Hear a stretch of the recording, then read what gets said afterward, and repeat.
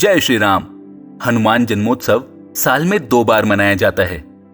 ऐसे में सभी लोगों के मन में अक्सर ये भ्रम रहता है कि आखिर कौन सी तिथि को सही माना जाए, चैत्र पूर्णिमा या कार्तिक मास के कृष्ण पक्ष की चतुर्दशी। दरअसल हनुमान जी को रुद्रावतार कहा जाता है। उन्हें बजरंगबली, महावीर, संकट मोचन जैसे तमाम नामों से जाना जाता है।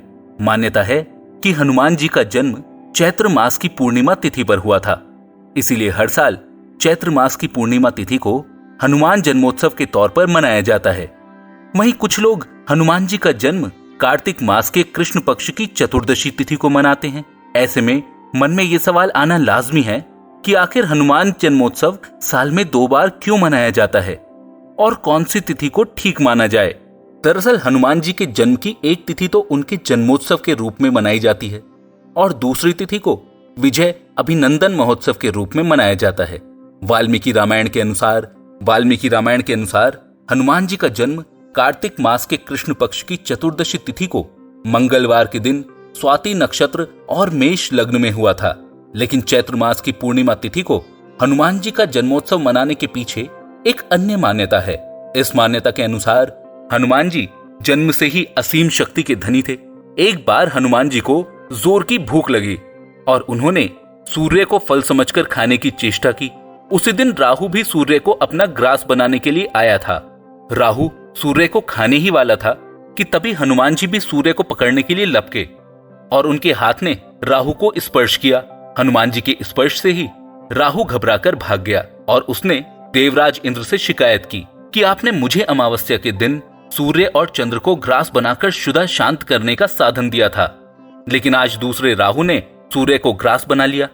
ये सुनकर देवराज क्रोधित हो गए और उन्होंने वज्र से हनुमान जी की ठोड़ी पर प्रहार किया। इससे उनकी ठोड़ी टेढ़ी हो गई और वे अचेत होकर गिर पड़े। उनका नाम हनुमान भी इसी कारण से पड़ा। हनुमान यानी टेढ़ी ठोड़ी वाला। हनुमान जी पवन पुत्र हैं। अपने पुत्र का ऐसा हाल देखकर पवन देव क्रोधित हो गए और उन्होंने वायु का प्रवाह रोक दिया। इसके बाद जनजीवन पर संकट आ गया। तब सभी लोगों ने ब्रह्मा जी से सहायता मांगी। ब्रह्मा जी सबको साथ लेकर वायुदेव के पास गए। वायुदेव अचेत अवस्था में आ चुके अपने पुत्र हनुमान को गोद में लिए दुखी होकर बैठे थे। तब सभी देवी देवताओं ने हनुमान जी को दूसरा जीवन दिया और उन्हें अपनी शक्तियां दी। इंद्र ने हनुमान जी के शरीर को वज्र के समान कठोर होने का आशीर्वाद दिया। जिस दिन हनुमान जी को दूसरा जीवन मिला उस दिन चैत्र मास की पूर्णिमा तिथि थी। इसीलिए हर साल चैत्र पूर्णिमा को भी हनुमान जन्मोत्सव के तौर पर मनाया जाता है।